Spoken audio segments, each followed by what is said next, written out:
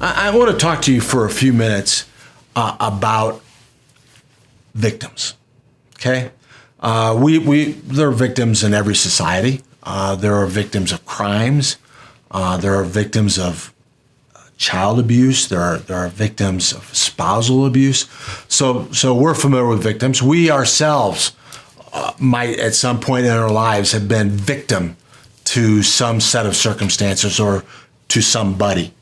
And so with an orphan child, I look at this as someone who is an innocent victim. What do I mean by that? I mean, in our society, we look around at victims, we look at around at the ills of society, and they are certainly victims of circumstance, but they also played an active role in putting themselves in this situation. Now, that doesn't mean that we shouldn't help them. That doesn't mean that they don't have needs. That doesn't mean that they don't need someone to help pick them up out of their current circumstance. But looking at the situation of a child, of an orphan specifically, they're simply innocent victims. Now, I think that for me personally, there is more, that provides me more understanding.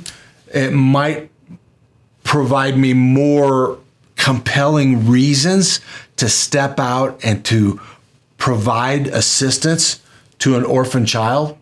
So I want you to know, as I do, right? As I step out, as I maybe sacrifice time, treasure, maybe my talents, right? As I sacrifice those things in the care of an orphan child, I want you to know these children are innocent. They are not in their situation because they made a poor decision.